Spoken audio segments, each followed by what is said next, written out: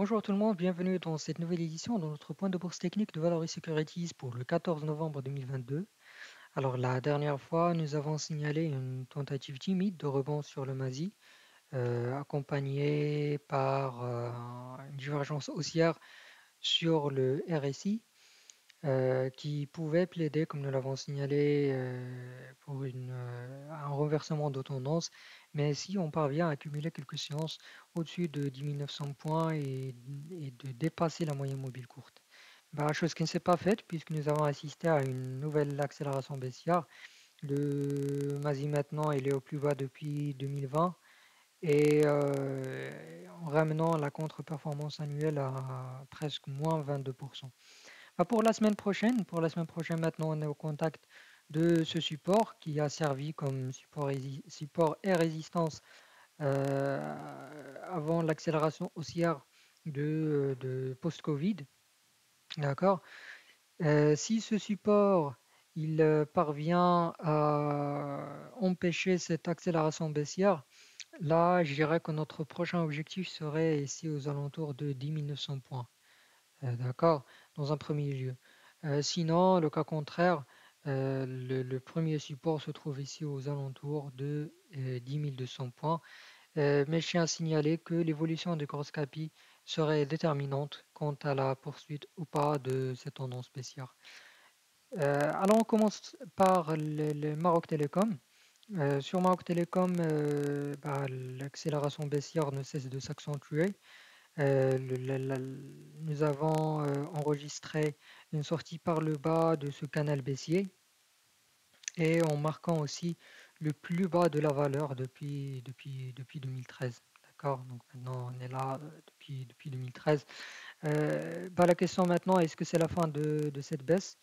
Je dirais que cette forte cassure par le bas de ce canal, de ce support oblique majeur, je dirais qu'il ne s'agit pas d'un bon signal.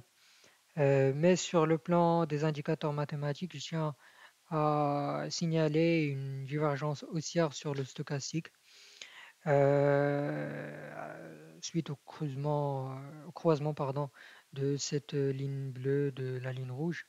D'accord? Donc il s'agit d'un signal d'achat, mais ça reste à confirmer si on parvient à accumuler quelques séances voilà, au-dessus de 10 203 dirhams. Pardon. Alors on passe à Tijari. Alors sur Tijari, la semaine dernière, nous avons signalé qu'au contact de ce support aux alentours de 390 dirhams, on pourrait assister à une réapparition des acheteurs long terme, chose qui s'est faite effectivement, mais on est rapidement revenu au contact de ce support-là. D'accord? Bah, à l'image de Maroc Télécom, je tiens à signaler aussi que nous avons un croisement haussier sur le stochastique, mais accompagné aussi par une divergence haussière ici sur le RSI. Mais je dirais aussi que ça reste à confirmer si on parvient à remarquer une appréciation de l'intérêt à l'achat sur la valeur. D'accord? Alors maintenant, on passe à BOA. Alors sur BOA, le support aux alentours ici de 160 dirhams est parvenu durant la semaine dernière à empêcher la baisse sur la valeur. Maintenant, les indicateurs techniques sont haussiers.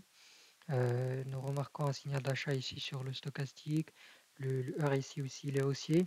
Mais je tiens à signaler que durant la dernière séance de la semaine, la séance de vendredi, nous avons enregistré une dépréciation de la volumétrie de l'intérêt à l'achat sur la valeur. Alors notre objectif sur BOA, il est aux alentours de 170 dirhams, mais à condition de parvenir à améliorer la volumétrie et l'intérêt à l'achat sur BOA. Alors maintenant, on passe à son acide.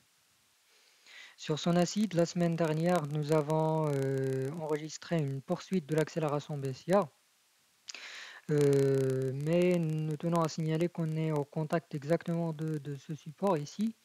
D'accord?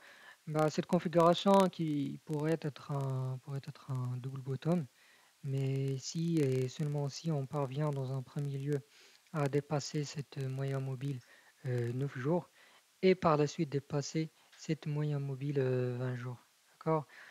Surtout que durant la séance d'aujourd'hui, la valeur il a gagné 2,64% en VTO à l'ouverture de la séance d'aujourd'hui, du 14 novembre. D'accord, bah, c'est tout pour aujourd'hui. Merci pour votre attention et à la prochaine.